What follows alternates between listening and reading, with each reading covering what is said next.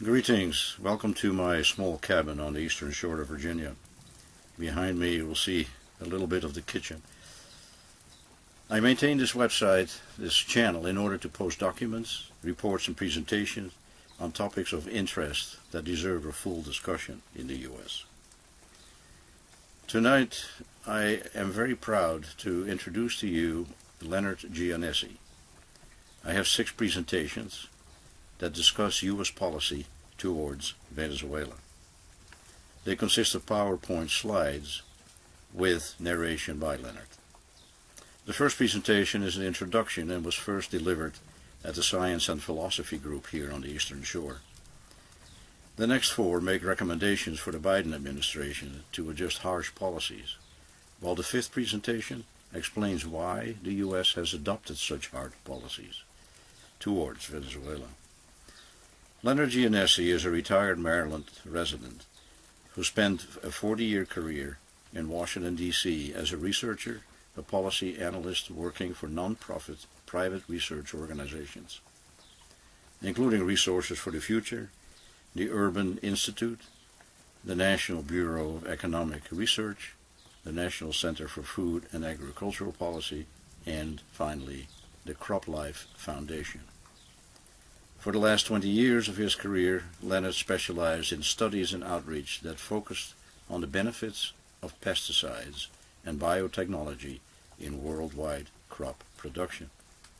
He has made over 1,000 presentations around the world at conferences for government agencies and on college campuses. The United States congressional committees sought his expert testimony 5 times. Leonard is no lightweight. He grew up in East Peoria, Illinois, and is a graduate of George Washington University. Leonard developed his talks on Venezuela because he determined that there is a significant absence of balanced discussion on U.S. policy towards that country. The first installment we'll start with tonight.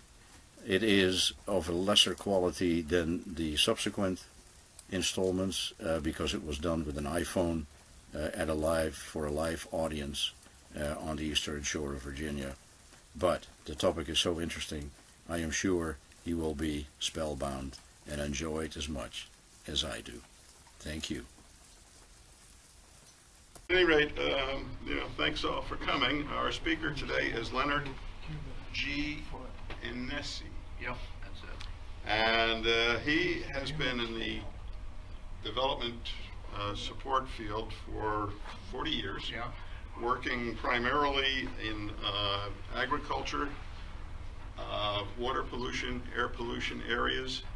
His background is graduated from George Washington University in Washington, D.C., and has been doing this ever since. He mentioned that he has no particular experience in Venezuela.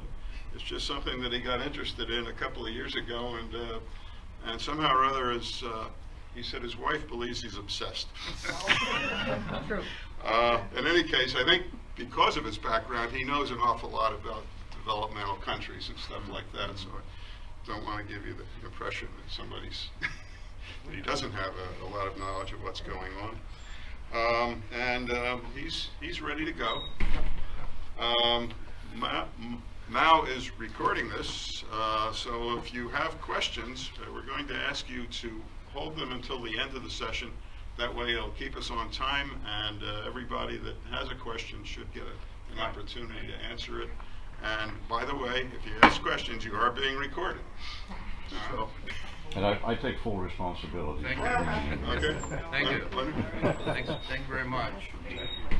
Yeah, I grew up in Illinois, and I went to Washington, D.C. to go to college at GW, and I had about a 40-year career in D.C. working for nonprofits, did a lot of research, air and water pollution, and one of the things that I specialized in my career was how do you communicate this kind of information? How do you communicate, about pest control around the world? And so I developed my way of communicating is with a slideshow. So when I became interested in the Venezuelan question, in actually January of this year, and read a lot about it, and my way of communicating is try to put together a slideshow, not to write a book, not to blog, not to interact on Facebook, not to get in any debates. So I set out to say, could I put together a slideshow that explains the situation the way that I'm understanding it now? And there are some variants between the way I understand it, and I put this together, and what you might be reading in the newspaper or hearing from the administration. So the title of the talk is, and this is what really got me, 2 presidents in Venezuela. How did that happen? And US policy. I heard the President of the United States say, well, we might have military action in Venezuela, and that was in January. I said, how the heck did we get here? And that's what I'm trying to explain. So on January 10th, 2019, Nicolas Maduro was sworn in as president of Venezuela by the Supreme Court. On January 23rd of this year, Juan Guaido was swore himself in. He swore himself in as the interim president of Venezuela. And so U.S. policy, we recognized Guaido immediately as president. We demanded that, and we still demand that Maduro resign. The United States publicly encouraged a military coup against Maduro, and we've imposed financial, economic, and trade sanctions on Venezuela. I mean, this is pretty heavy policy from our end. We've threatened the country with military action, and we're doing all of this. Our stated objective is to restore democracy in Venezuela. So this is the question I'm going to look at. How did we get to this point? So the way I come at it is to conclude that what's really going on, it's not about Maduro so much as it's a 20-year history of the opposition in Venezuela trying to topple the president, and the cooperation of the United States in these efforts over the last 20 years. It's not just a snapshot of who's in power now, but it's been going on for a long time, and it has not been successful. And so there's some real concerns about foreign policy in this area. Just to remind you where Venezuela is, it's there. You see it at the northern tip of South America. Venezuela is about the size of Texas. There are 30 million people that live in the country, but 90% of those people live in a handful of cities.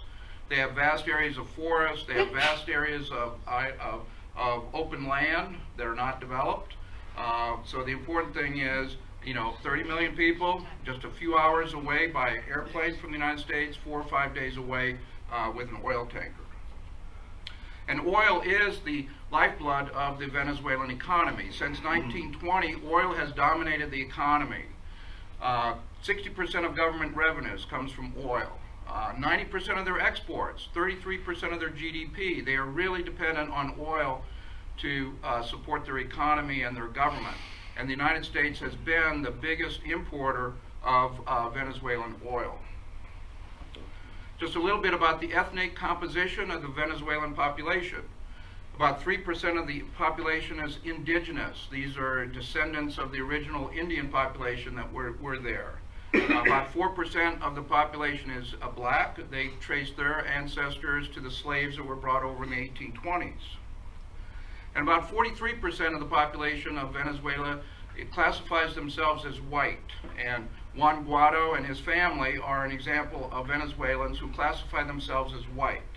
And their background is generally European or Middle Eastern descent, but they can also be light-skinned descendants of European, Middle Eastern, and Indian population. They can also classify themselves as white. And I'll return to the theme of what this means in terms of the last 20 years. And then 50% of the population is mestizo.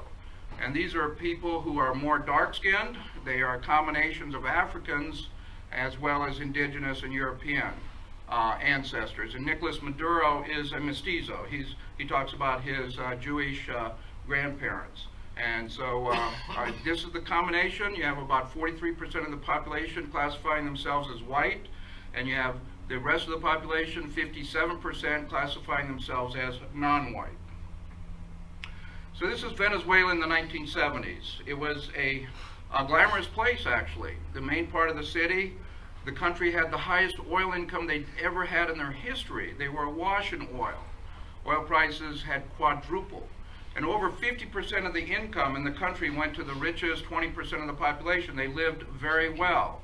And as you can see, some of the, it was referred to as the Paris of the South. It was referred to as a world capital of luxury and beauty. But this is pretty much a white population living in the heart of Caracas, because things were quite different up on the hillsides around Caracas. Millions of people were moving from the country to the cities. There were no jobs in the country.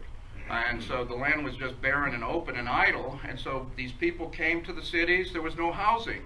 The people who had all the money in the cities in the 1970s did not build houses for the poor or the working class. So what these people did was they built shanties like this on the hillsides around Caracas out of cardboard and boxes and sheet metal. And they didn't pay for the land. They didn't pay rent. They just started building these shanties on the hillsides. And over time, the hillside barrios became more permanent. They started to build them out of wood. They started to build them out of concrete. All of a sudden, they're 2 and 3 stories high, and they are adjoining one another. And then by 1980, you see 1.8 million people living around Caracas in these hillside barrios. I mean, it looks like an anthill. But you're looking at where hundreds of thousands of people are living in these kinds of shanties around the major city of Caracas. Social conditions in the barrios were pretty grim. People lived in poverty. Malnourishment was widespread. There were no doctors up there. They did not have regular access to medical care, no access to higher education. They were stuck. Most jobs were low paid. They could take a bus and go into the city to do a low paid job. And a military career was one way out. The government did recruit people from these classes to go into the military. Then things took a turn for the worse in the 1980s. The price of oil dropped by 50%. The GDP went down. Per capita income declined. Inflation went up. They started to incur billions of dollars in foreign debt. And whatever basic social spending they had was cut. Unemployment went up, poverty went up, and the question the country faced really seriously is, should Venezuela apply for IMF loans or World Bank loans? Let one of these organizations lend them money, but in return they would have to incur austerity measures. And so they were very concerned of what those austerity measures would mean. So this is the successful candidate for president in 1988, Carlos Perez. And he was unequivocal in opposing those international loans. You can see what he said about World Bank economists. World Bank economists are genocide workers in the pay of economic totalitarianism. And IMF, where they were like a neutron bomb that killed people. So this is what he told the people. He said, vote for me. You don't have to worry about those austerity measures coming in with these loans. But then after he was elected, he said he was just kidding. He said, I was just kidding there, because what he had done is secretly negotiate a loan of $4.5 billion from the IMF, and they were going to have to impose austerity measures. So a lot of the storekeepers said, well, prices are going to go up, so we might as well start hoarding our goods so we can sell them later at higher prices. And there were shortages of goods. The price of bread went up 600%. Fuel prices increased, and the cost of public transportation doubled overnight. And so this happened very, very quickly. And these are important dates in 1989. February 27, 1989, thousands of people in the barrios were very, very upset about this. They began meeting and saying, look, he promised that we wouldn't have austerity measures, and now the austerity measures are coming to affect us, the poor people, and we didn't make these decisions that got us in all this debt. And yet we're being made to pay the price. So what happened is that thousands, hundreds of thousands of people descended from the hills into the city of Caracas, and they looted the stores. They looted thousands of stores. They said, here are the goods, we're just going to take them. The police were totally unprepared for this.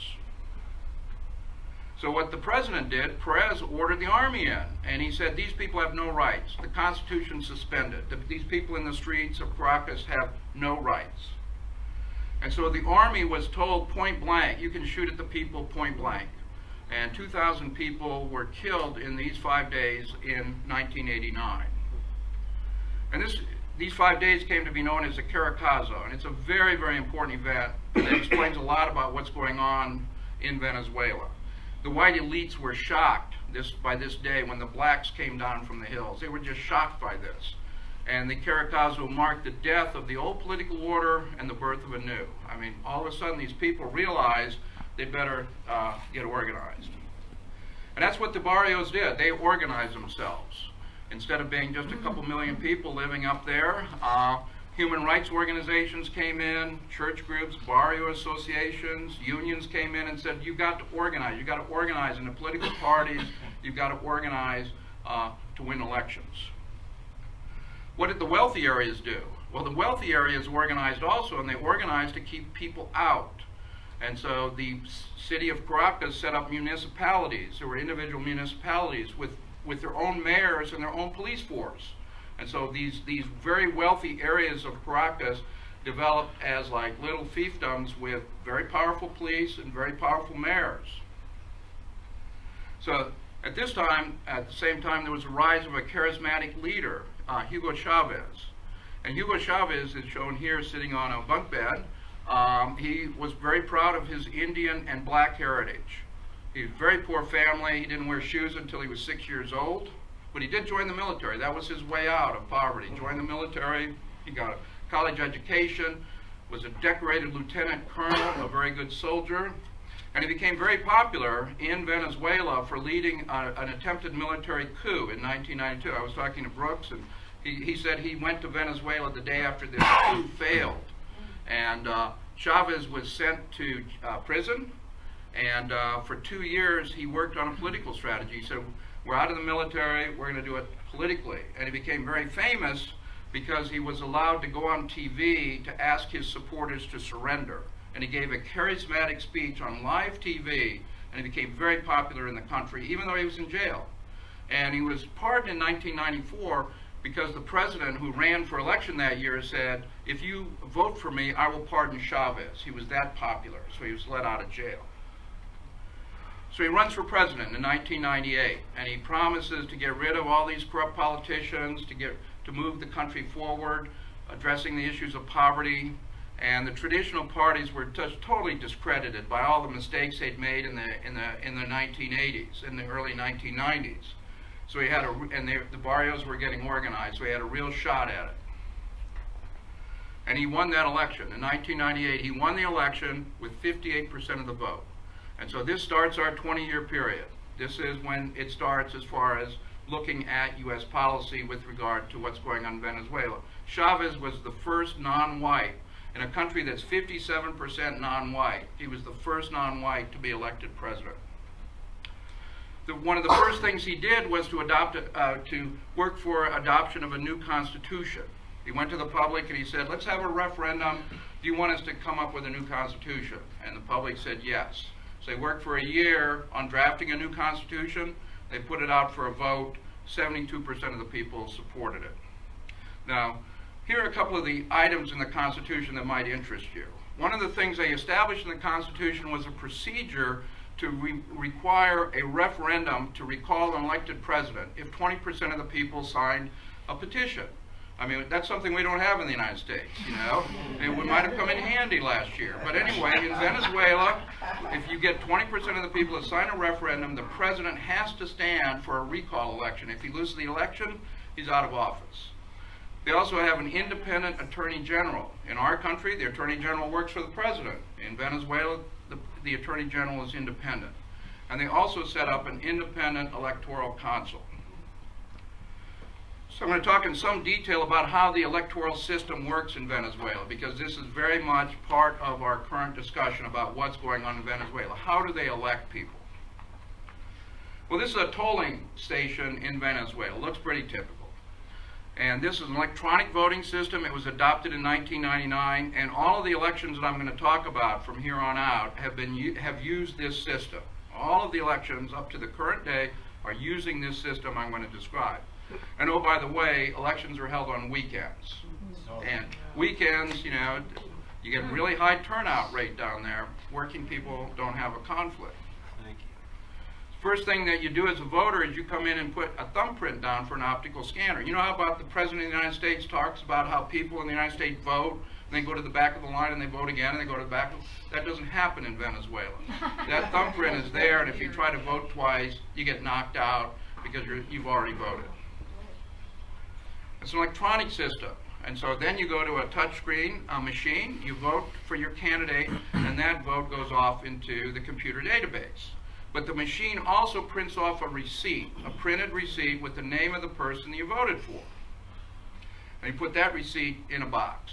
So now you got the electronic system with all the votes over here, and you got the paper in the boxes over here, and they're kept separate. So in the election day evening, they count all the votes in the computer. Pretty straightforward. But also what they do is they take 54 boxes representing 54% of the vote over here, and they count those votes and they compare them for those precincts. And there's got to be agreement.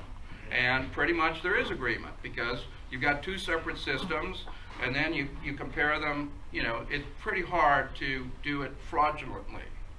And they open those boxes on live TV. They open the boxes on live TV, and the winner is announced. And one of the other things they do in Venezuela that we don't do up here is they have independent foreign observers. They encourage journalists and politicians, leaders, electoral groups to come to Venezuela and observe their elections all the way through. And the Carter Center, you know, Jimmy Carter and Rosalynn has set up the Carter Center to do exactly this, to go around and observe elections and make sure that people are behaving appropriately. And if they don't behave and they're doing something fraudulent, the Carter Center calls them on it. And they really looked at more than 100 elections around the world. So Jimmy Carter and the Carter Center monitored 4 elections in Venezuela, and in 2012, Jimmy Carter called the Venezuelan system the best in the world. I mean, it is a very, very almost fraudulent-free system. So now I'll talk about the Chavez years. The Chavez years lasted from 1998 through 2012. Now, the white elite in Venezuela never accepted this mestizo, this man of color, as their president. I mean, this was just an aberration as far as they were concerned. And what they really feared was a redistribution of wealth. You know, over here, the richest 20%'s got more than half the income, and they felt that maybe these lower classes, now he's going to represent them and move some of that wealth. And one of the first things that happened was that the major media came out with an anti-Chavez bloc. The way I've seen this described is, imagine Fox News on steroids. And that's basically what the media did against Chavez right from the start. Right from the start, the media turned on Chavez. And there were things that alarmed the U.S. that Chavez was doing. He started sending subsidized oil to Cuba. You know, we've got an economic blockade on Cuba to this day. He started sending them oil, important for their economy. There was a board of directors that was very friendly to the U.S. that ran their oil company. Chavez fired them. He said, I'm going to have a board that's more in tune to what I want to do in the country. He was the first Latin American leader to oppose the free trade agreement for the Americas. This was a high priority of the Bush administration, sort of extend NAFTA throughout South America. He was the first one to oppose it, and it flamed out. It was defeated. And then he also, right after 9/11, when the U.S. began bombing in Afghanistan, a war on terror, he condemned that. He just called out the country for committing these acts. So what started to happen right about this time period is cooperation between the United States and the opposition to Chavez. Numerous meetings. There's lots of history about the generals and the business people going back and forth between the United States and Washington, D.C. and Caracas. And we began providing funding for Venezuelan NGOs to promote democracy. We're giving them taxpayer money from the U.S. And all that money went to opposition groups. You know, none of the money went to Chavez's people to promote democracy. It all went to opposition groups who were trying to bring Chavez down. And the money came from 2 programs. It's not secret. It's in the budget. State Department, the National Endowment for Democracy, and USAID's Office of Transition Initiatives. I mean, that's basically transition. You were funding people to transition a government. And this started in about 2000. And this was one of the people who came to the U.S. Pedro Carmona is president of the Chamber of Commerce in Venezuela, a very powerful businessman. He came to Washington, D.C. several times in 2001. He had talks at the White House, the State Department, and basically he was saying, here's what we want to do, what can we do working with you to make this happen. Well, the first thing that happened was a coup against Chavez, a military coup on April the 12th, 2002. Chavez was totally caught off guard by this. Some rebellious generals came in with a handful of troops because he didn't have the army protecting him in the palace. They came in, they put Chavez under arrest, and they flew him out of there in a helicopter. Look at the dates, April the 12th. This is like an early morning, April the 12th. Later on April 12th, our friend Pedro Carmona, who'd come to the United States a couple times, swears himself in as president of Venezuela. And he assumes dictatorial powers. He says, I am dictator, I'm in charge of this country. And the United States recognized him immediately. Within several hours of him declaring himself a dictator, we recognize him. They've just overthrown a democratically elected leader in the country. The United States didn't have any questions about democracy. They said, we recognize this dictator, we look forward. We knew what he was all about. I mean, he had worked with the United States, and the United States knew what he was going to do and actually probably helped him do it. I just want to show you this, because these are his decrees, his dictatorial decrees. This is what a dictator does, by the way. You know, and so right away, on the day that we said we want to work with him, he suspended the Constitution. He dismissed all the elected leaders in the country, everybody in the National Assembly, all the governors, all the municipal leaders. He just dismissed everyone, dissolved the Supreme Court. He dismissed the Attorney General. He ordered the arrest of cabinet ministers. You know, he just said, I'm in charge. This is what a dictator does, by the way, okay? And he also did a few things to please the United States. He basically said, we're not going to send oil to Cuba anymore, and oh, by the way, we're going to have a new leadership in the State Oil Company that's friendlier to the U.S. And so he did these things. We're talking about a very short time period, you know, on April the 12th. Well, what happened later on April 12th and 13th is that millions of people came out of the barrios. Those people came down again, they surrounded the palace, and they said, you can't do this. We want Chavez back. We voted for him. You cannot do this. And one of the things that the rebellion hadn't counted on was a lot of the troops stayed loyal to Chavez. This is a general who headed the paratroopers, and he said, "We're coming to get him. You got him on a military base. We're gonna fly in there and we're gonna get him out."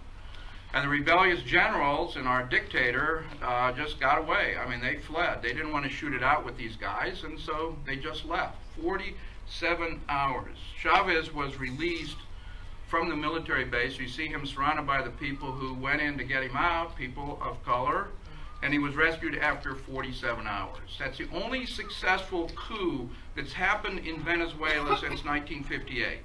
Since 1958, up to today, this is the only coup that's happened. The people have supported regular presidential elections. The next time they came after him, these are the elites in Venezuela trying to figure out how to get Chavez out of there. 2004, they had a recall referendum. Remember I mentioned you can recall a president? Well, they went out and they got petitions, they got people to sign petitions. More than 20% of the people signed, so Chavez had to stand for a recall. And he won the recall. You can see he won the recall with 59% of the vote. What's really interesting is this person, Maria Machado, a Venezuelan politician. She's still in the game. You see her quoted in the Washington Post on a regular basis. She was director of a little NGO called Sumata. And Sumata got a grant from the United States. Our tax money goes down to her organization to promote democracy. And what she was really good at was getting people to sign petitions. And so what they did in 2004 with our money was to get people to sign petitions to get rid of Chavez. That's a political act, you know, and taking money from a foreign government to influence the political elections in Venezuela is illegal, just like it is in our country. And so she was indicted, she was ordered to stand trial for treason. So how did this all work out? Well, the trial just went on, there were lots of delays, finally just sort of disappears. But she got a meeting in the White House with George Bush. Later in 2005, she goes to the White House, George Bush says, well, way to go, way to really work on democracy. You did a great job, and oh, by the way, here's another $107,000 grant for your organization to keep up the work against Chavez. And this picture really captures what I've been talking about here, the cooperation between the United States at a very high level and these opposition groups in Venezuela. We've been working together to oust this government since 1998. Now, Chavez blamed the United States for that coup, the coup. He blamed George Bush for the coup. He called George Bush every name you could think of publicly. And in fact, at the UN in 2006, he called him a devil. And he got sustained applause. And he said the US is the greatest threat looming over our planet. He was very, very outspoken. He also did these things that really angered and upset the United States. Here we have Fidel Castro. And Fidel Castro and Hugo Chavez were very close, and the amount of oil they were sending, 50,000 gallons a day, very, very important for the Cuban economy. Chavez moved very close to Iran. You see, in this case, the president of Iran at the time in Venezuela, they're wearing the hats of the state oil company. Iran is investing and building oil facilities, and we got an economic blockade on Iran. We got an economic blockade on Cuba. Chavez is working with both of those countries. So how did it turn out? 2006, Time magazine puts together a list every year of the 100 most influential leaders in the world. And you'll be glad to know that your leader back in 2006, George Bush, was the number 4 leader in the world, and Hugo Chavez was number 3. So he was having a big impact in challenging the United States, challenging our policies, working with countries who were diametrically opposed to our policies. So this was just and this was a huge world country. I'll come back to this theme again and again in this talk. Chavez's support is from the barrios. These are where non-white poor people are living, 57% of the population. The opposition's support is from the modern, if you will, middle-class, elite parts of Caracas and the other cities. That's where 43% of the population live. Well, why were the poor people so supportive? I mean, Chavez won 5 elections at the national level. Why were they so supportive? Because what Chavez did with social programs. And he required the state oil company to spend 10% of their earnings on social programs. Up until this point, the state oil companies acted like a conglomerate. They were buying refineries in Germany. They bought Citgo stations here in the United States. I mean, Chavez said, no, I don't want you buying things, toys around the world. I want you to invest money in Venezuela. And so you can see social expenditures as a percent of GDP doubled. And so this is the condition that Chavez faced when he became president. In 1998, roughly half of the population of Venezuela lived in poverty, and 21% of the population lived in extreme poverty. These were problems that had to be addressed. And so with his social programs, he started to address them. So that by 2008, 10 years later, he cut the poverty rate in half, and he cut the extreme poverty rate was cut down by 2/3. So social spending to address problems of poor people, people in poverty. What about that income distribution? When he took over in 1998, more than half of the income of the country went to the richest 20%. By 2012, it was reduced to 40%. A fairer distribution of national income. And so to a certain extent, the fears of the elites came true. He started to take money that used to go into their accounts, and he was moving it over to poor people's accounts, and I'll show you some of the things he was doing. This is a picture of a typical barrio. In 2003, the government said, we want doctors to live and work in the barrios and provide free health care. The government's going to pay for it. We want doctors to go into the barrios, live and work there. And you know what the Venezuelan Medical Association said? They said, no way. We're not going to send our doctors up there. We don't want to live up there. We don't want to work up there. And, that was pretty devastating. Until Cuba stepped in. Cuba has a program where they train doctors in a rigorous program, and these doctors are ready to go around the world where needed. And so Chavez appealed to Cuba, and Cuba sent 15,000 doctors who went in and lived in the barrios, and they worked in the barrios. And they were built over 3,700 clinics in the barrios. These things never existed before. There weren't any regular medical facilities in the barrios. He built over 3,000 of these, and they were staffed 24 hours a day, 7 days a week. And there was a Pan-American Health Organization wrote a report on the effects of the first year of this program. And so what they saw was that over 300,000 cases of undiagnosed diabetes were diagnosed. Over 1 million cases of hypertension, which had been undiagnosed, were diagnosed. These are the silent killers when you don't go to a doctor regularly. And these people hadn't been going to doctors. And then all of a sudden they're told, you've got diabetes, you've got they would never have known this. They would have passed away not knowing that they could have gotten medical care. There was over 1 million pairs of eyeglasses provided because, again, they never saw, an eye doctor. They didn't have a way out of not being able to see well. Pharmaceutical imports went up dramatically.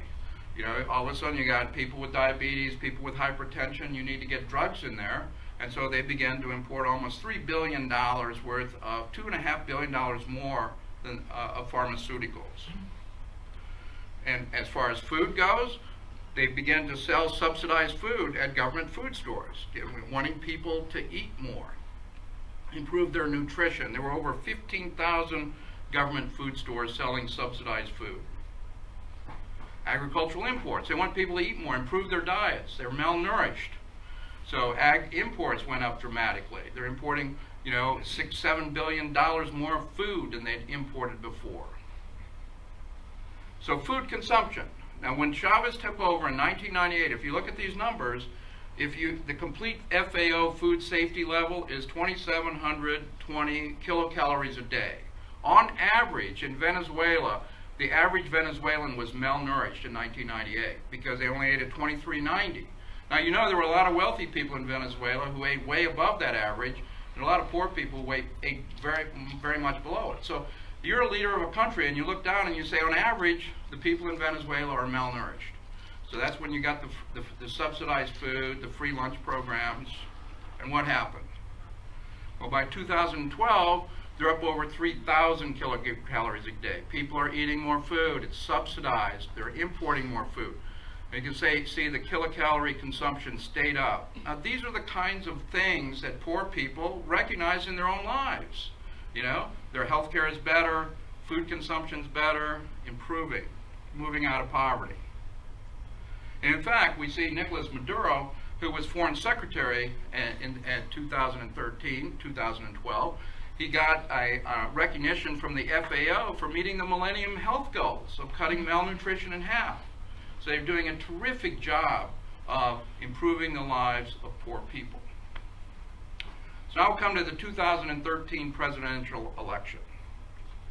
Hugo Chavez began cancer treatments in 2011. And chemotherapy, he lost all of his hair. He was reelected in 2012. They felt that he was healthy enough, he would serve out his term and go forward. Now, Chavez picked, in 2012, he picked Nicolas Maduro to be his successor. If anything happened to Chavez, he said, I want you to support Nicolas Maduro. He's the guy that I would prefer to be my successor if anything happened. And one of the reasons he did that was Maduro had a civilian background. He was not in the military ever. And so Chavez wanted to break this idea as all we're going to have are military guys year after year. So a little bit about Nicolas Maduro. His early career was as a labor organizer, particularly in transportation unions. He was elected to the National Assembly in 2000. He served as Assembly president for a couple years, and then he was foreign minister for 6 years. He was the guy who went around the world and solidifying those foreign deals. Well, the inevitable happened, and Hugo Chavez died March 5th, 2013. He was 58 years old. You can see his funeral cortege moving down through the city there. Millions of people, 2 million people walked by his coffin. And here you see Nicolas Maduro holding up a copy of the Constitution of Venezuela. Because what happens is the Constitution says that if the president abandons the presidency, now that's a key phrase, the president, and he died. He died, he abandoned the president. So Nicolas Maduro becomes interim president because he's vice president. But then the Constitution says is the interim president has to call an election within 30 days. No, none of this, the vice president's going to serve out the term. You got to have an election within 30 days. So Nicolas Maduro says, I'm interim president, calling the election in 30 days, and he runs. He says, I'm going to run for the presidency. What did the opposition do? Well, by this point, the opposition had organized itself. It organized itself into a coalition, and it's the Democratic Unity Roundtable. I think that's not pronounced MUD, I think it's pronounced MOVE. And so there, you can see Maria Machado standing there in the background. These 25 parties said, we're going to nominate a single candidate. We're not going to have 25 candidates. That's like shooting ourselves in the foot. We're going to have one candidate. So they meet to nominate. And they endorsed Enrique Capriles in the baseball cap there. He was governor of Miranda, and he'd run against Chavez in 2012. He just run the year before. He lost the election, but he's a very, very good campaigner. I want to call your attention to the gentleman in the white shirt. That's Henry Falcone, who was his campaign manager and ran a great campaign. And they almost won. I mean, they almost won in 2013. These are the electoral results. Maduro won that campaign by 1.5 percentage points. He was a lousy campaigner. In comparison to Capriles, in comparison to Chavez, Maduro was a lousy campaigner. And Capriles and Falcone ran a great campaign. 80% voter turnout. I mean, what would we do? What are we getting in our elections? Nothing in comparison to that. 54% of the vote was audited on election night, like they always do, and he was declared the winner. Maduro was. And they had 170 international observers who observed every part of that election, and they said it was free and fair. Now, Capriles he claims fraud. He says, I won 100%. The vote was close enough that 100% of the vote should be audited. So the Electoral Commission said, sure, we'll do that. It took them a couple months, and they audited 100% of the vote. They got an agreement of 99.98% of the votes in the electronic, in the computer, and the votes in the ballot box. They got 99.98%. And the explanation is, well, sometimes the voter may not put the piece of paper in, something like that would account for 0.02% discrepancy. But Capriles rejects those results, and he can go to the Supreme Court. If you're challenging a fraud in an election and you want it annulled, go to the Supreme Court. The Supreme Court denied the appeal. Now we're going to move. They just lost an election, and Maduro's going to be president now for another 5 years. He served out the last 5 years of Chavez's term. So now you're in 2014. What are you going to do if you're in the opposition? You're going to try a new strategy. And the first strategy they tried was riots in the street. So a new political party was formed in 2009. The head of the party is Leopoldo Lopez, who's up there in the right-hand corner, one of the wealthiest guys in Venezuela, who is also a mayor. And you can see, as a mayor in 2004, he was rioting against the government. I mean, that's the level of opposition. This is his wife, Lilian Tintori. They want to have disruptive national protests to bring the government down. Have enough people come out on the street and be violent and bring down the government. And oh, by the way, the co-founder of that party, just out of college, was Juan Guaido. So he was in this party right through this period of time. And this is a fateful day. February the 4th, 2014, Lopez asked his followers to go out on the streets. Go out on the streets, demonstrate, riot, whatever you have to do to bring this government down. And standing there with him is Lilian Tintori and Juan Guaido. And those riots were violent, and they were disruptive. They were called the Garambas, which I think means barricades, and you can see barricades in the street. And these riots, when we think about riots, we think about them in poor sections of the city. These riots were in the wealthy sections. These were in the wealthy areas of Caracas. They went out and burnt buildings. You can see buildings burning in the background. Those are government offices. So they burnt the government offices. They've got these barricades. 43 people were killed during these violent riots in 2014. There's a picture of Juan Guaido with his gas mask up there on his head. He was in these riots in 2014. Now, he had this picture up on his Facebook page for a long time. It's not there anymore. People don't ask him about, well, you know, what were you doing there in 2014? Lopez was going to be arrested. The government says, we're going to arrest you, and so they staged his arrest. You know, Lopez says, I'm going to stage my arrest, I'm going to wrap myself in the flag, I'm going to have all my followers there, I get to make speeches, and so they let him do that. And they arrested him on February 19, 2014. He had a trial for a year. They tried every stalling tactic that they could think of to drag that trial out for a year. Judge found him guilty. He sentenced him to 13 years and 9 months in prison. Now, what was the United States doing during this time period? We continued to fund the opposition in Venezuela. Eva Gollinger wrote a book about this, and she traced all this money through. We provided over $100 million of monies to these small political action groups in Venezuela who are trying to depose the government. And I talked about this group. This is the main political opposition group. The United States government gave them at least one grant of about $100,000 and for their use. And so again, we think about the United States and dirty money, funding political campaigns, money coming from abroad. We've been doing that for a long time in Venezuela. And you know, it kind of worked in some sense. In 2015, in the National Assembly elections, the opponents won a majority of the seats. Here they are, they're celebrating. And they had no complaints about the electoral system. The same electoral system used in 2013, used in 2018. They used that system and they won with it, and they had no complaints, you know, because they got elected. They had a majority in the National Assembly. Now, one of the first things they did was they tried to get rid of Maduro by claiming that he had abandoned the presidency. Remember, when Chavez died, he'd abandoned the presidency. And so the National Assembly said Maduro should be dismissed because he abandoned the presidency because there was some rupture in the democratic order. You know, he'd somehow fallen through the cracks and wasn't president anymore. He'd abandoned the presidency. The Supreme Court said, no, you got to be kidding. He's been president, he's been active every day since the election. And they just threw this out as being a totally spurious claim. What do? What do they go and do in 2017? They went back to the rioting. They went back to Gurumbas. And this was in 2017. Small groups of well-organized rioters, burning government buildings, 200 voting stations. They were having a vote in 2017 for a constituent assembly to, again, maybe look at the Constitution. And the opposition didn't want people to vote. So the opposition now attacked 200 voting stations. The government had to protect people so that they could go vote.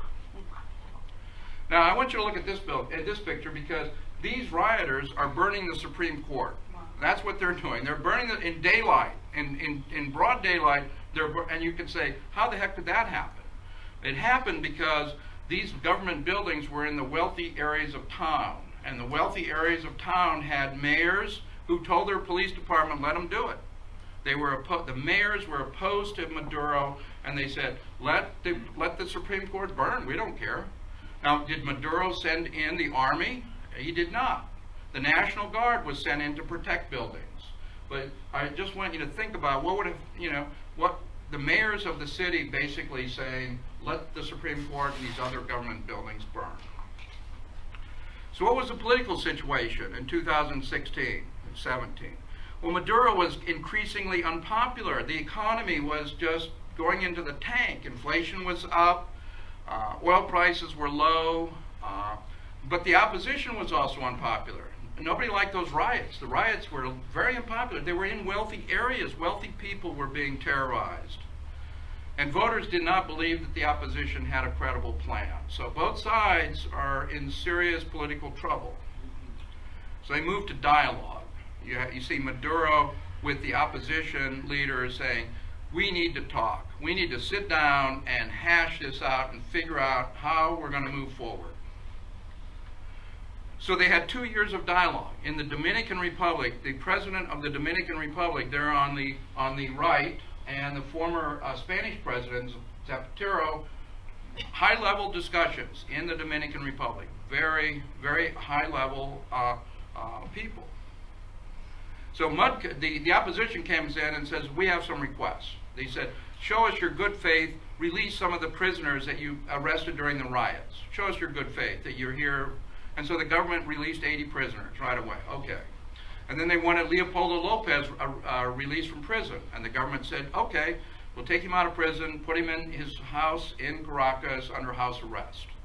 The opposition said, we want to move the date of the election. We don't want it in December of 2018. We want it in March because we think the sooner the better. We have a better chance of beating Maduro.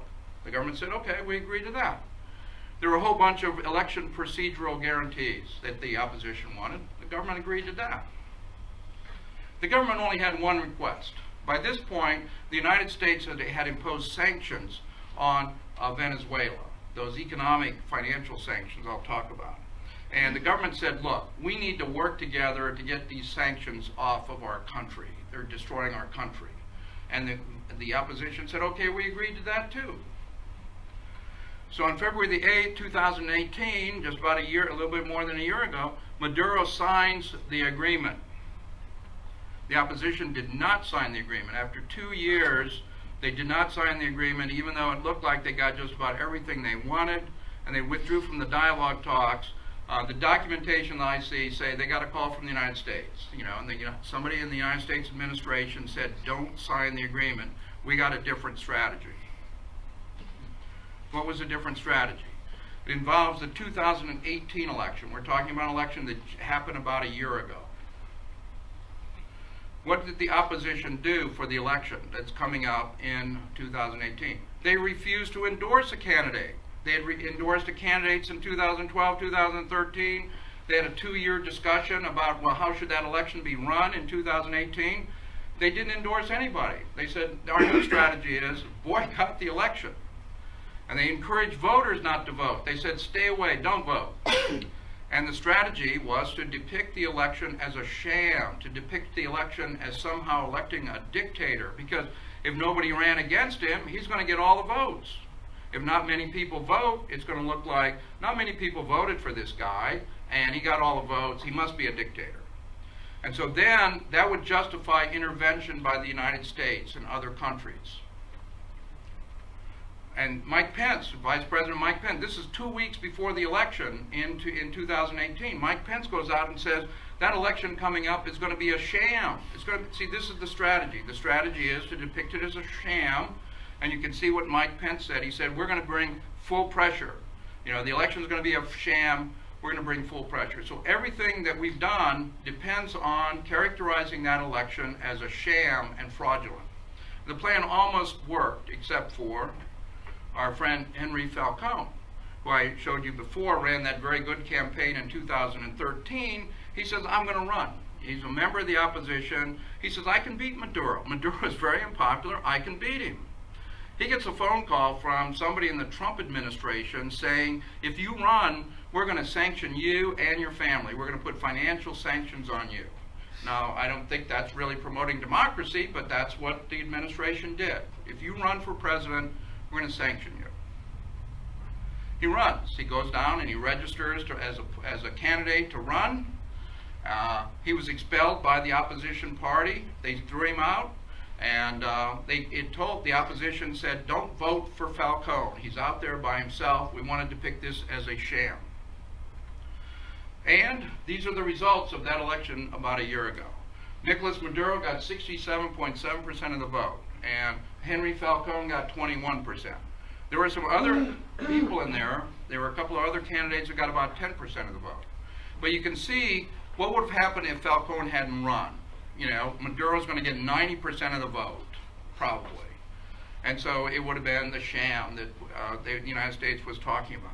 Voter turnout was very low. The opposition party told people, don't vote. 54% of the vote was audited, like they always do it. And Maduro was declared the winner by 4 million votes. There were 150 international observers, and they all agreed that the election was free and fair. These observers came from Latin America, 6 African countries, 6 Caribbean countries. and they referred to the National Electoral Council's results as being uncontestable. They observed the whole process of the election, start to finish. Falcone claimed fraud, of course. That's what you do if you lose the election. So Falcone petitions the Supreme Court to nullify the election, claiming voter coercion and vote buying. Well, the Supreme Court said, provide some evidence. Come on, show us. Which voters are you talking about? Which precincts are you talking about? And the court rejected his petition, saying, you didn't provide us any information at all. So again, a lot of people talk about the 2018 election being fraudulent. Well, here's the claim that was made, and nobody presented any evidence. There's never been a single piece of evidence saying that election was fraudulent. Maduro had his inauguration. 90 international organizations and governments came. The United States did not. And on the day after he was inaugurated, the National Assembly said Maduro had abandoned his post as president. The National Assembly, in the hands of the opposition, says Maduro has abandoned the post. Well, we all saw him getting inaugurated. He's living in the palace. He's doing presidential stuff every day. Just doesn't pass the laugh test, but it never went to the Supreme Court. You know, they didn't take it to the Supreme Court.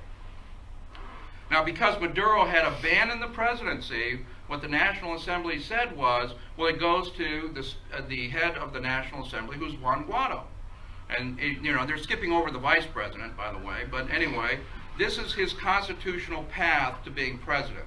If Maduro has abandoned the presidency, then he's got a claim down here as head of the National Assembly. That's his only way to get there, is if you buy the notion that Maduro has abandoned the presidency. And that's when Guaido swore himself in as president. He says, I'm president because Maduro has abandoned the presidency. Now, everybody talks about it. This subtlety about abandoning the presidency gets lost in the discussion, and you'll see the media accounts still are, well, that election was fraudulent.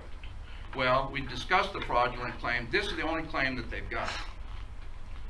And the only country that mattered was the United States. Again, within hours of Guaido declaring himself president of the United States, Mike Pence said, you're our guy, we're going to work with you, etc. And Mike Pence starts talking about the election being fraudulent.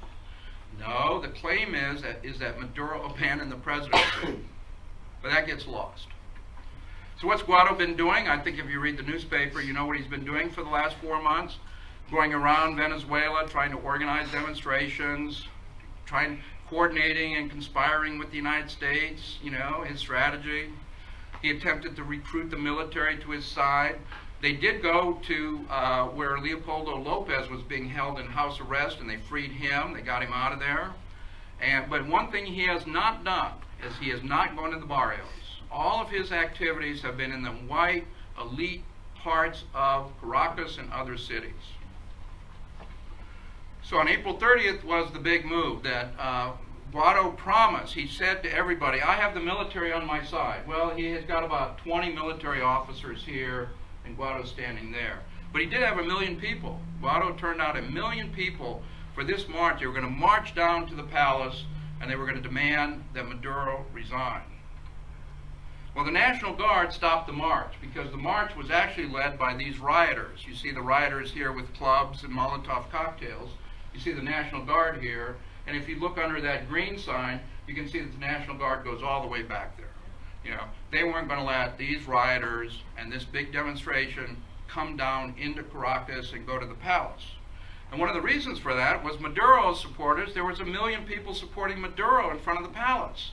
You got 1 million people and rioters coming here. You got the National Guard. I mean, it just ripe for enormous conflict, and the National Guard stopped it, saying we cannot have this happen. So, again, this is breaking news. Every day you get something new out of Venezuela.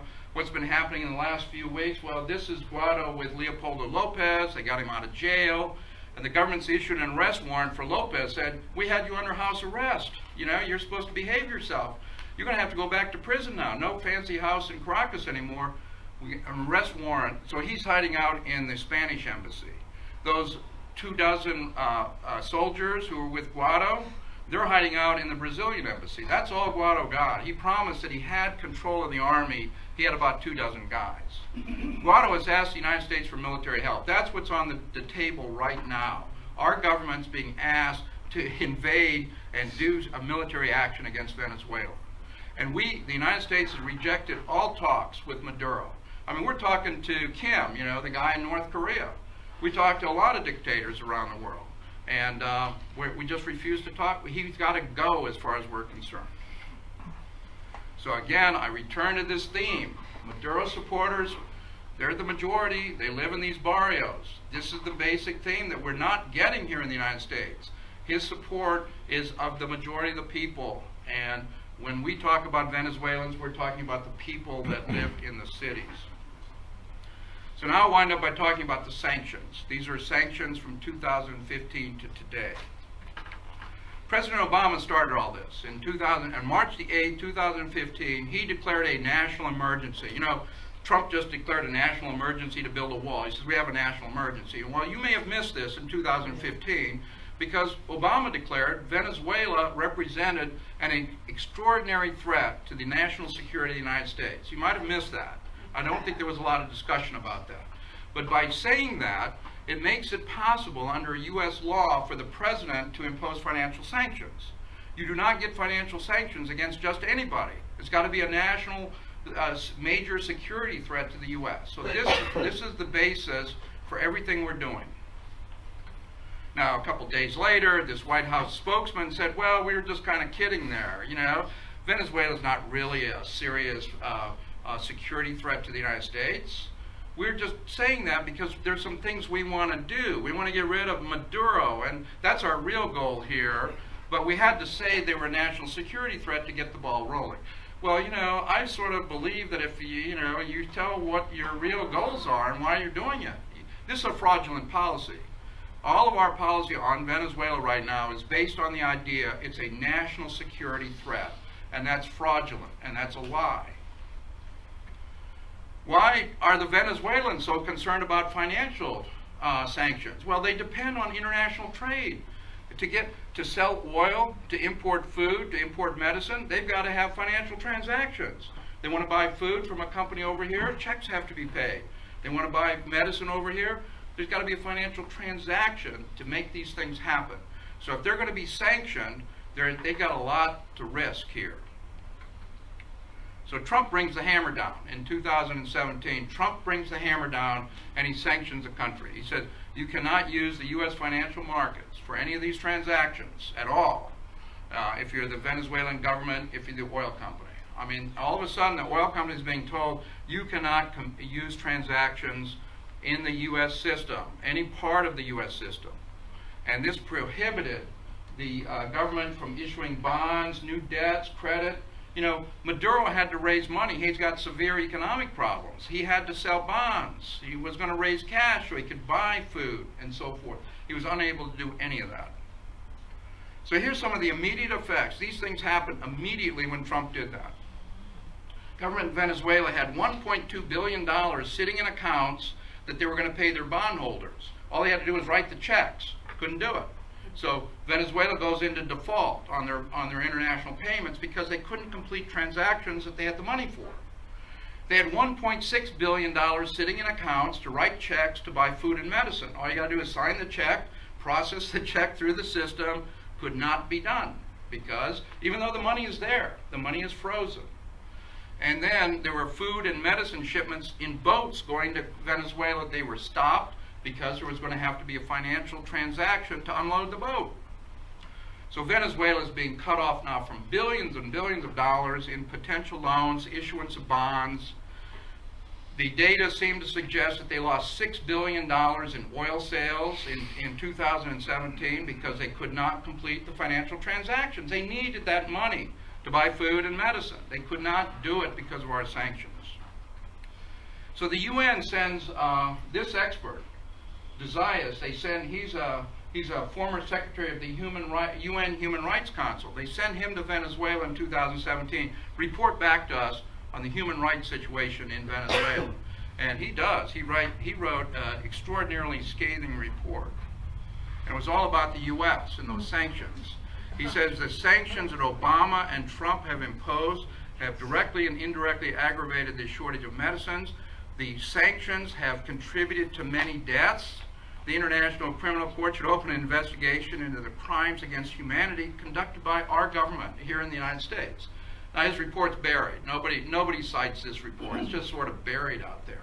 But you see what he's saying our country is doing to this other country.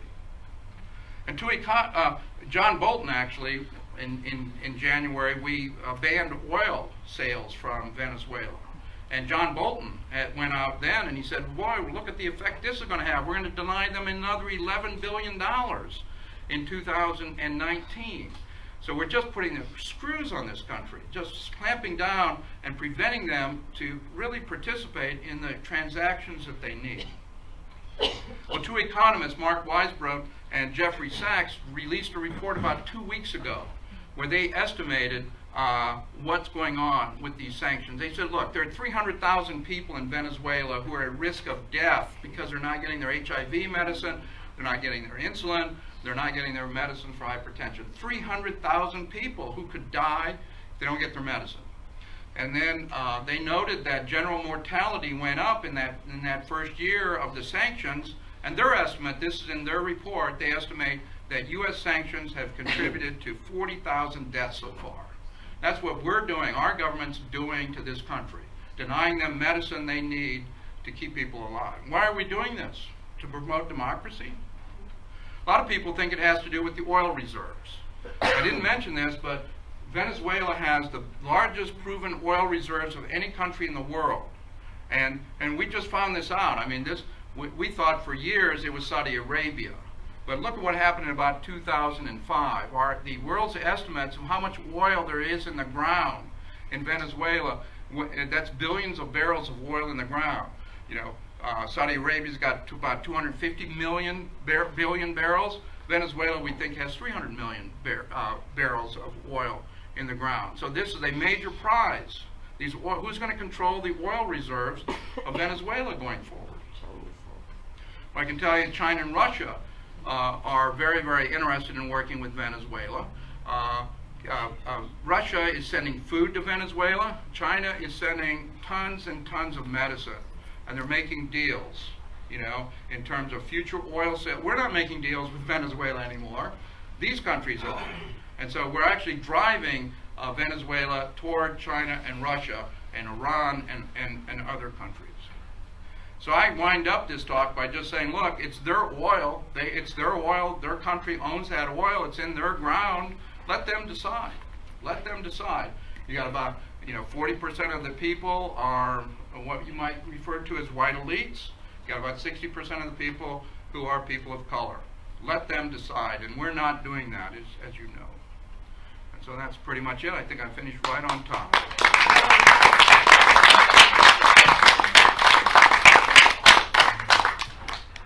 Open for questions. Guido, when I first heard about this, I thought, oh, he's really popular because he was put forward as the president of the National Assembly. Right. But then I read that he was part of a bunch of little parties and they rotated the Yes, that's right. presidency That's or correct. something, so- Yeah, their point is that Juan Guaido, you think, well, he's president of the National Assembly. You think, well, my gosh, that's like being Nancy Pelosi or somebody who has a lot of people behind her. But he's president only because they rotate the presidency among the political parties, and it was his party's turn to be president. So it's not like he's a major national figure. He was largely unknown up until this point. Yeah. What prevents additional consideration of forget the net, ZADA, C-A-D-A-S, Yeah. of that report? Why is it being buried? That's a very good question. Let me put it this way. If you look at the media, look at the Post, look at the New York Times, look at CNN, they have one message. They have adopted the narrative that Maduro is a dictator and all of the problems are due to Chavez and Maduro. That is the narrative of the media, as well as the narrative of the administration. And the issue with the UN, there's a lot of arguments being made that the UN, the OAS, and other international organizations are more under the U.S. control than we'd like to imagine. Yeah. Hi, Leonard. I'm Dr. Art Fournier. We haven't met before. Many in the audience know that I've been working in Haiti for the last quarter of a century. Yeah. And there's lots of parallels between Haiti and Venezuela, my except goodness. Haiti doesn't have oil. Yeah. But U.S. foreign policy towards Haiti has always been Cuba went communist. Haiti's a poor country with lots of poor people. And if they understood the people of Haiti and the value of land, which is their birthright, they would know that Haiti would never go communist. But Cesar Chavez was subsidizing oil, Yes. not just to Cuba, but Yes. also to Haiti. Yes. And while the newspapers were screaming about the humanitarian crisis in Venezuela, Yeah. there were riots in the streets of Port-au-Prince because the subsidies had gone down and because the corrupt elitist government of Haiti was taking the oil subsidies into their own pockets. Yeah, well said. Well, I've seen that, and you're exactly right. Chavez and Maduro have supported other countries like Haiti, and without the oil that's being cut off basically from them, they're suffering. Yeah. Hey, I tried to do a little reading before coming in today, and you've got a fire hose worth of information. Reveal your own political biases in it, but that's okay. But one of the things that I read was that Venezuela was one of the 10 wealthiest countries in the world in terms of per capita income in the early part of the 2000s. Yeah. And how has the Chavez-Maduro administration done to manage the economy in such a way that enormous birthright, or not a birthright, it's an earned right, that they had as recently as 10 years ago, seems to have been squandered by corruption, by, I don't know, by the printing presses, by, you're blaming it all on the United States, and that sounds like it's not true. No, well, I emphasize, remember, the issue is who gets blamed for the economic problems in Venezuela. Now, I talked about what happened in the 1980s. Before Chavez was ever president, they squandered their birthright in that period of time too. Inflation was up. It looked as bad as it does now. And I will be the first to admit that Maduro and Chavez made mistakes. They made economic mistakes. And one of the things that they want, and the economy started to go down, and big time. And oil prices declined. Yes, Health. that's correct. And they never diversified. That's correct. Right. They had it in their power to diversify from oil, and they didn't. Well, yeah, this is a very important point. I looked into this. I said, here you have a country that could be one of the most powerful countries in the world. They've got all this oil. They've got all these minerals. They're second in gold reserves. They've got bauxite. They have no industry. They have no agriculture. But this goes back to the 1930s. There wasn't Chavez. Chavez tried to develop industries.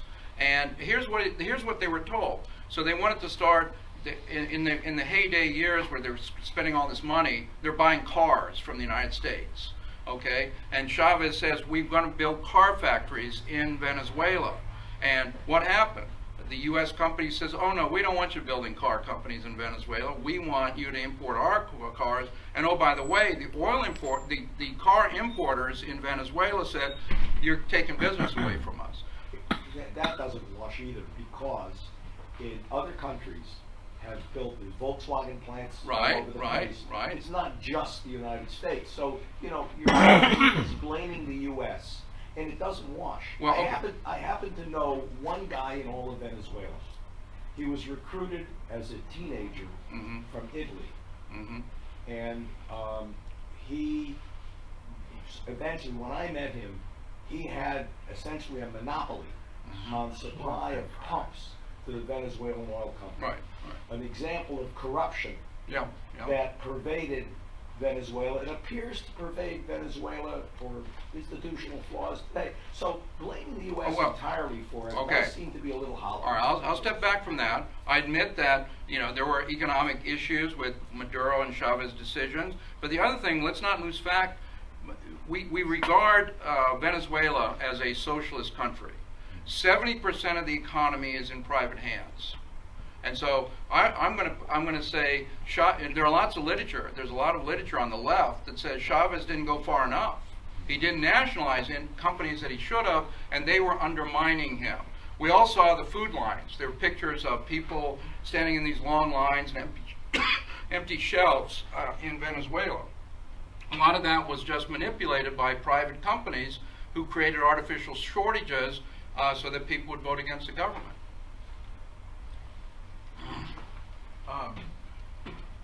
How do we explain that the takeover of the assembly by the rightists in Venezuela? The takeover of the what? The assembly. You know, The assembly, yeah. That's very interesting. This happened in 2015, and they had a free and fair election, and the opposition party took over. What accounts for that? Well, I just mentioned the hoarding. What happened was, we all saw the pictures on TV. There are long lines of people having to stand in line to get food. There's shortages in the supermarket, and those were artificially created by the opposition so that people would vote against the government, and they would vote for the opposition. Okay? And the other other thing you can say is they had a free and fair election. I mean, come on. You can't have it both ways. You can't have it both They had a ways. free and fair election when Maduro was Right, elected. They had yeah. a free and fair election If that's a when free and Biden- fair election in 2015, the 2018 was free and fair, and yet our country is saying it was fraudulent. Yeah. Is there a cultural aspect to the distribution of wealth? I ask it because I just finished a book on Central America, and one of the criticisms that's aimed at Honduras and some of the other countries in the Northern Triangle is that there is a tradition coming down from Spanish ownership of those countries, where there is an elite group that is accepted. No. Do Oh, we absolutely. find a similar situation in Venezuela? Absolutely. I didn't really go down very hard on this, but I did make the point that 43% classify themselves as white. Yeah. And up until 1998, they ran the country.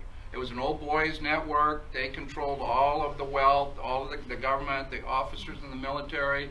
And the idea, I mentioned that you could still be classified as white if you had Indian and white characteristics, light skin. But if you had any black in your heritage, it was really, you could not classify yourself as white. So if you had, and Chavez would talk about it. He says, I had black ancestors. Look at the kinky hair. Look at this dark skin. So he was proud of what happened. But there's a whole racist element to what's going on in Venezuela. If you look at Guaido's crowds, if you look at the people who are meeting with Pence, they're all white people. Is there a legal penalty for having black blood? No. It's the social. It's a social socially thing. prescribed. Yeah. In the 1970s, when Caracas was doing so well, Venezuela was regarded as the height of beauty. And one of the things that happened was there were like 3 Venezuelan women who were like Miss Worlds, and there were 2 Venezuelan women who were like Miss Universe. And so that image of white is endemic in the country. And one of the big industries still to this day is hair straightening.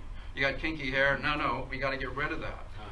So, yeah. You have white flight too. You had a lot of refugees who are now in Florida. And the other thing I thought Chavez tried to do was form a bloc with Central American countries. Right. Like so they'd be stronger against the U.S. Right. And I think we really overtly opposed that. Oh yeah, You right. He first of all opposed the United States trying to do the free trade agreement for Central and South America. And he said, no, the U.S. will dominate that. So when that got stopped, Chavez formed different trade agreements with Central America and other countries in Latin America. Yeah, he wanted to break the hegemony of the United States. He said, you guys aren't... I just want to mention one thing. When I was in Cuba, I wasn't aware of a lot of this stuff, okay? But I met these people who were there with their children for surgery and things like that. And that was part of the agreement too, not just the doctors going to Venezuela, but they picked like a lottery, like Eva Perón or somebody, and they went down there and stayed, and they were in fancy hotels, the relatives, and the children were in the hospital being operated on, and they were really happy about that. Yeah. To have that I mean, a lot of what's going on right now is still this policy of beating up on Cuba. You know, that all that oil going to Cuba, you know, if it weren't there, the Cuban economy would just fail. And for 60 years, or how long it's been, 70 years, we've had this economic blockade against Cuba, and that's still our policy. And you have a lot of voters in Florida you know, that are very, very important to the political scene in the United States. Not just Cubans now, but there are 250,000 Venezuelans living in Florida, and they're the political prize here. Back there. Yes, I might have missed it, but you mentioned the poor people who left the agricultural area and Right. moved to the city. Right. What's wrong with the agriculture? Is the land good for growing crops? Yeah, yeah. And so why is not an economy like ours Okay. in Yeah. Venezuela? Yeah, They what could happened- be self-sustaining. They could grow their own food. Right. What happened was, like 75% of the land in Venezuela is owned by 5% of the population. So you have these big landowners who have just kept up these big haciendas, and all this land, it's been idle, you know, for a long, long time. And the peasants had no future there. They weren't going to work the land. They weren't going to plant crops. So the peasants left. And that was one of the things that Chavez did in 1999 was land reform, starting to send money, subsidies to poor people to go back and reclaim this land. And the shootouts that have been happening, the large landowners assassinating peasants and peasant leaders, has been going on until this day. It is a very, very nasty situation. And yeah, they've got great land. They are self-sufficient in fruit and vegetables, by the way, because you don't need to have hundreds of millions of acres of fruit and vegetables. You can do that with 10 million acres, and they have a couple million acres under glass. And so they're growing, you know, they're doing a lot better. And the food that they import, a lot of the food that they import is for processed food. Corn flour is very important in their diet, and it's processed. And the 17th largest beer company in the world is Polar, and that's a Venezuelan beer company. They import barley so they can brew beer. But they don't grow wheat and corn? Nope, not very much. They should. Yeah. They have the land. Let me say this about that, because one of the areas I worked on was agriculture, and my specialty was pesticides.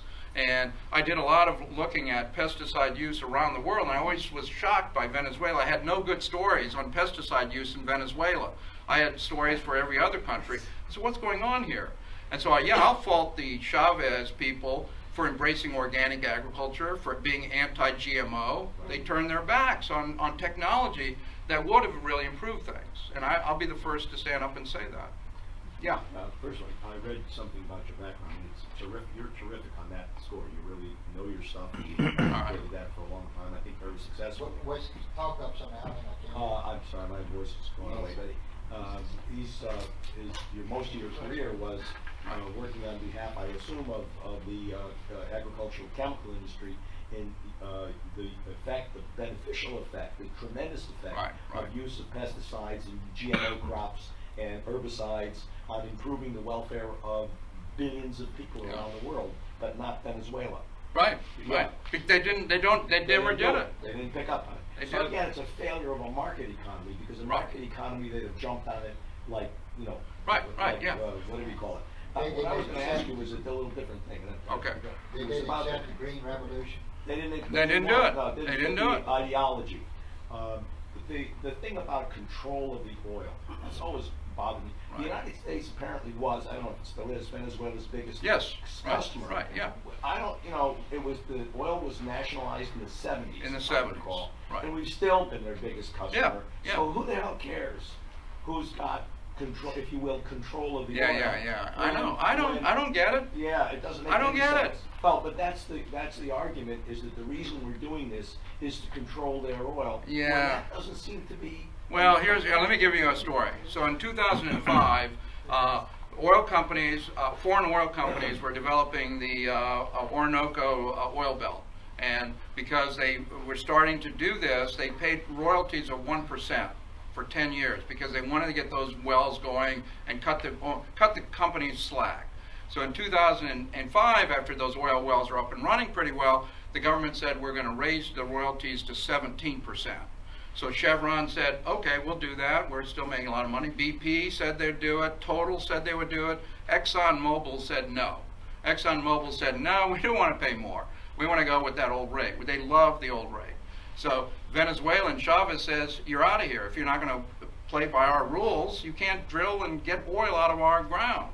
So ExxonMobil had to leave the country, and the government took over their wealth. So ExxonMobil sued for $12 billion.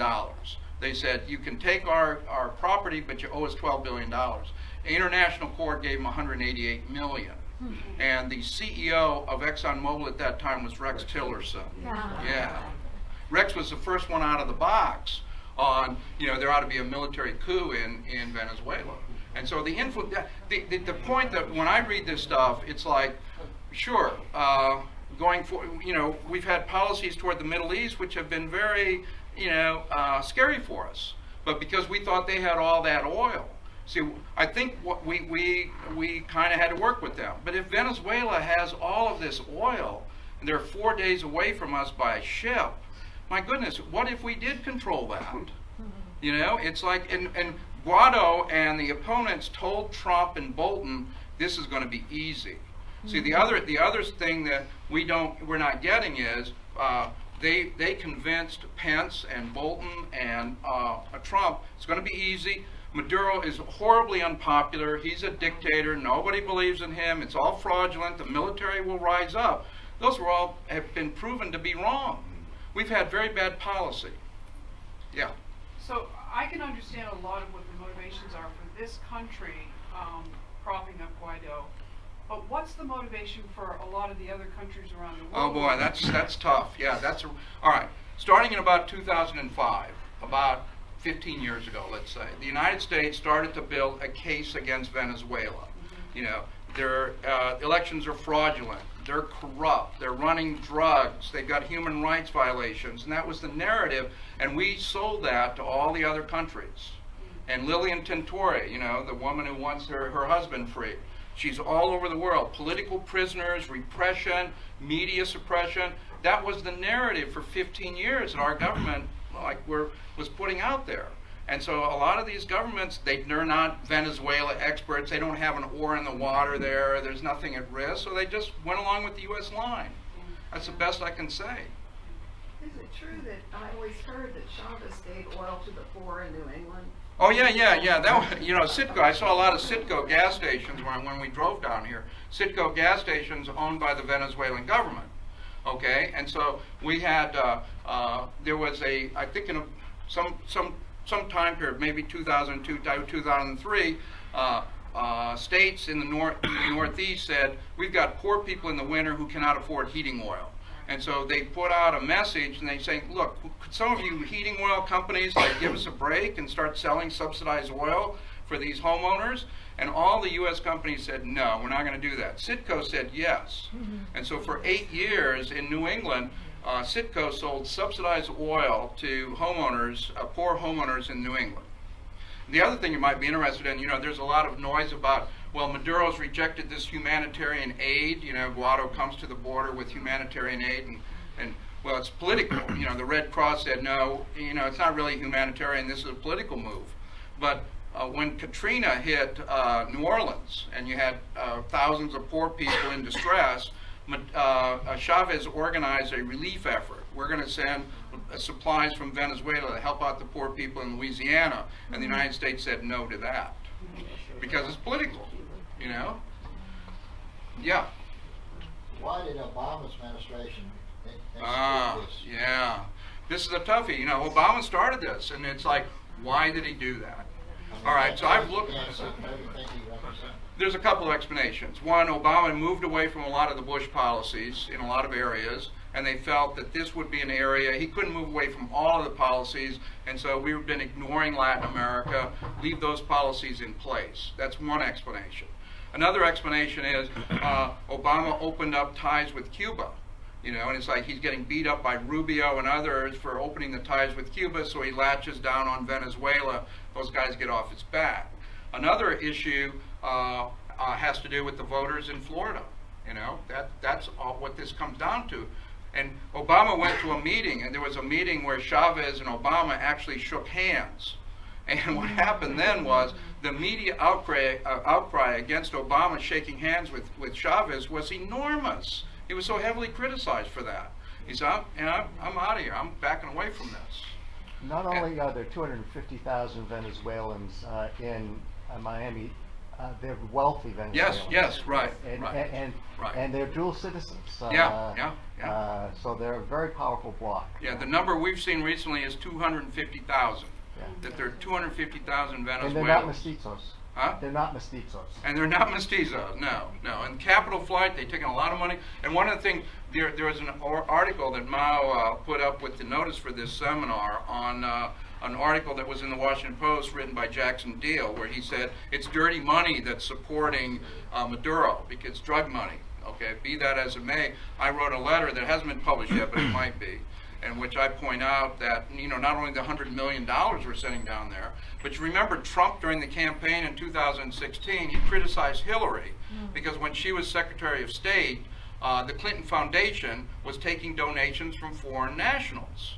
And Trump said, this is dirty money. You're taking money, you're Secretary of State, and your husband's over here taking money from foreign nationals. And one of those foreign nationals was a very wealthy Venezuelan. He was singled out by the RNC. Now, Trump got it totally wrong. He thought the money she was taking was for support of Maduro. And it was just the opposite, just the other way around. But there's dirty. Did you know that we've been giving them $100 million? I mean, what's that all about? That's public. You can see that in reports from the Congressional Research Service. We could have used $100 million. Can you come back and talk about Ukraine? Sorry? Anyway. Another session. Okay. Thank you very much.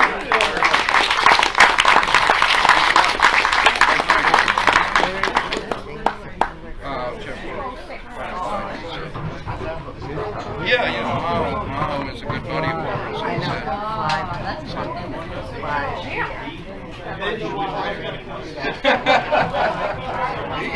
He loves it.